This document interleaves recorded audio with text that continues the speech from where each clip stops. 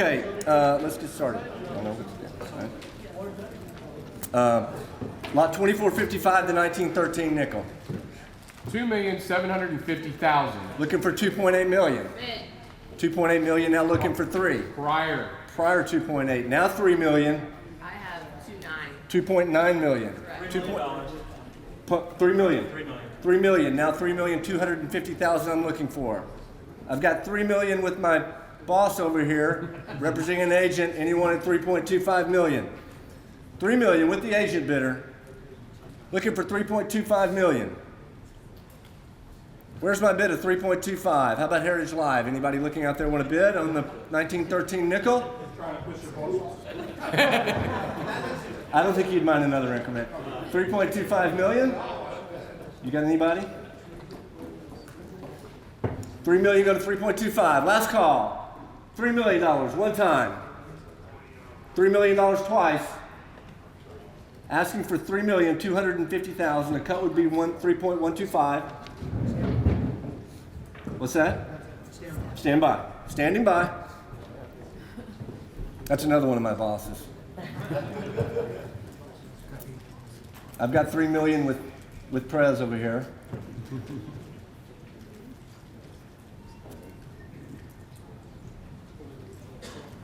You can cut and still have another bid in your back pocket. 3.25 million. I've got 3.25 million on the phone with Todd. Now I need 3.5 million. What did he bid? He bid the full increment, 3.25. I need you at 3.5 million.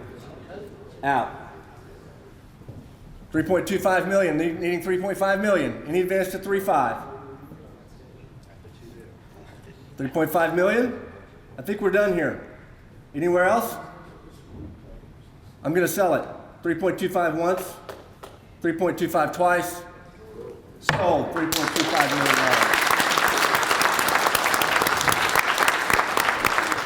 Well, the 1913 nickel is the most expensive coin that I've ever had the pleasure of calling.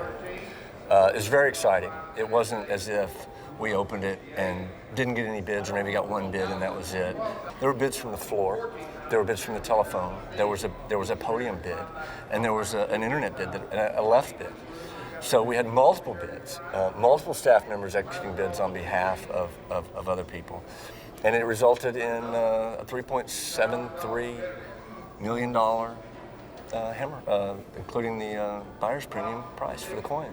What makes a person spend so much money on a coin? Well, it's a great American rarity. They're all known, how many there are and where they are. It's all known. This is the nicest one. It's got a storied past, and it's extremely rare. And if you're passionate about collecting and you have the resources, this is the coin you're going to want. Don Kagan, you've just been the underbidder on the 1913 nickel. What happened? There are no awards for that. I thought it was good value. I've never owned one. It's an iconic piece. I'd love to have bought it, but at a level you have to say is just too much. I'll have other opportunities. And how can money be spent on a coin like that in this economy? Actually, there's a lot of important things that are still being sold in this economy and collectibles area, not just rare coins. Paintings, jewelry. I mean, things have brought record prices if you look at the markets on certain museum quality type of items.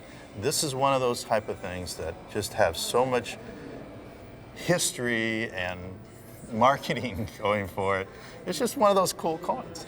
And it's so much fun to have something like that. And I've been blessed with having a number of different items, an 1804 dollar, a brasher doubloon, a few things like that. So they're great to have, but this isn't the end of the world, if I don't. And there'll be other opportunities, and I've always been able to spend my money on something. So. Great, you just sold a coin for over $3 million. Who was the buyer, and why did they buy it? He's a very prominent collector that's putting together a very advanced coin collection, and obviously he needed that to fill the hole in his book. And how are you all able to cultivate such a great base of collectors to buy these kind of rarities? We try to work with them on a fully transparent basis. We tell them not to buy more coins than we tell them to buy, and we try to give people direction and help them build collections that are meaningful, that they'll enjoy putting together, that will be a good use of their resources, and that they'll have fun doing. And I promise you that the new buyer of the 1913 nickel had a heck of a lot of fun buying that coin tonight. And what does that show you in today's market with today's economy? People spending this kind of money.